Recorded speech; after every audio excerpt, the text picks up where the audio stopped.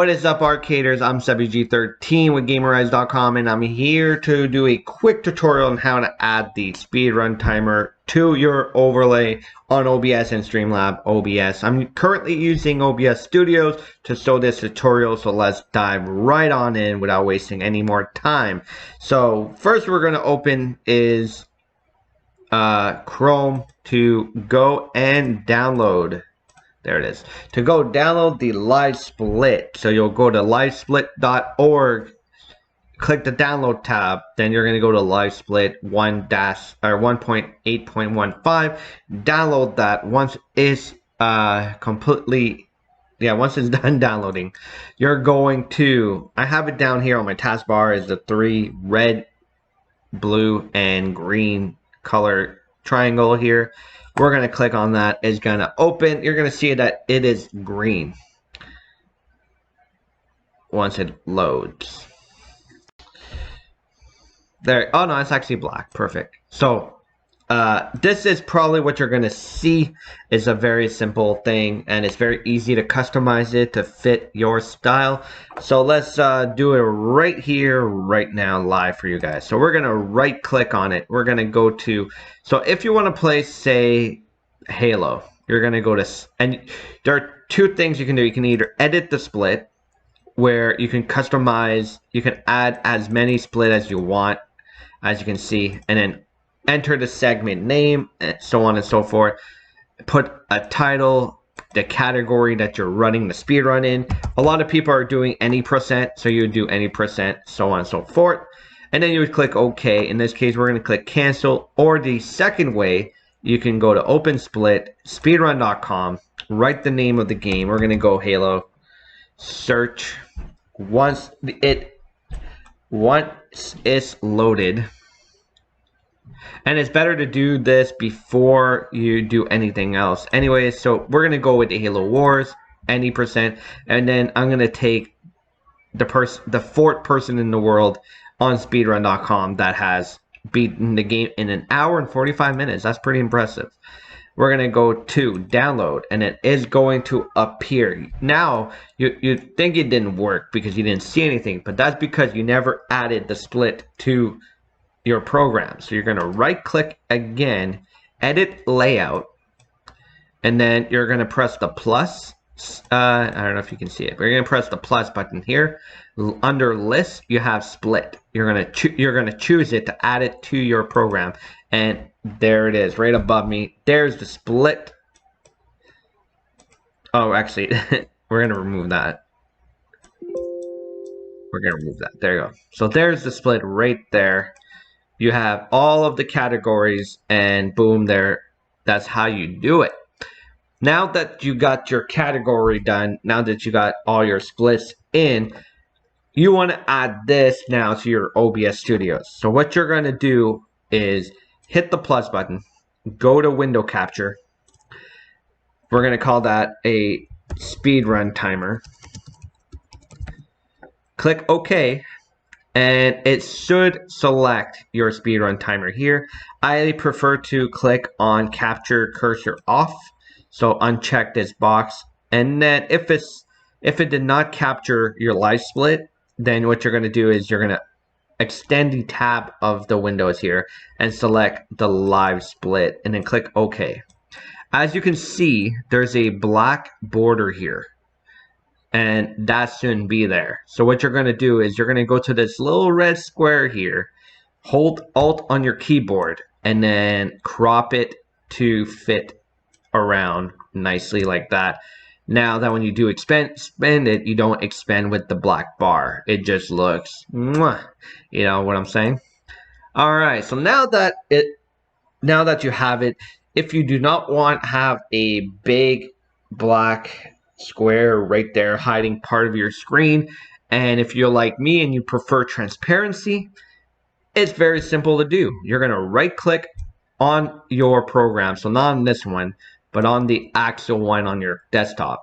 You're going to right click, edit layout at the bottom right, at the bottom left here, layout settings. You're going to click on that. Then layout right now is set to a solid color. Can can you put green? No, you can't put green. All right, so what you're going to do is you're going to go open your paint. And once you open your paint, you're going to make a green square or a blue square, but green is the most effective. So you're going to make a green square.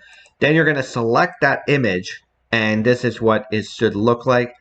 And because when I press whenever I start the timer, it automatically goes green. You're not going to see it. So you're going to go under Timer tab, Timer Color. You're going to override the color. We're going to choose blue.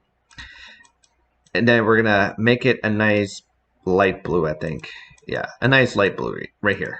Perfect. It's not really light, but good enough. We're going to choose this blue.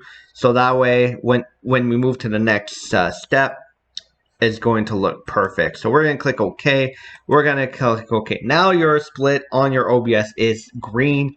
You don't want it green. You want it transparent. So you're going to go down here. You're going to right click. You're going to go to Filters. You're going to hit the plus sign. You're going to go to Chroma key. And once you click OK, boom, there it is. So now the writing isn't very noticeable. So now you want to make it look even better. So you're going to go to your green one here. You're going to go to Edit Layout, Layout Settings. You're going to go to Timer or Split. Is it Timer or Split? No, okay, never mind. It's still on Layout. I apologize. Still on Layout.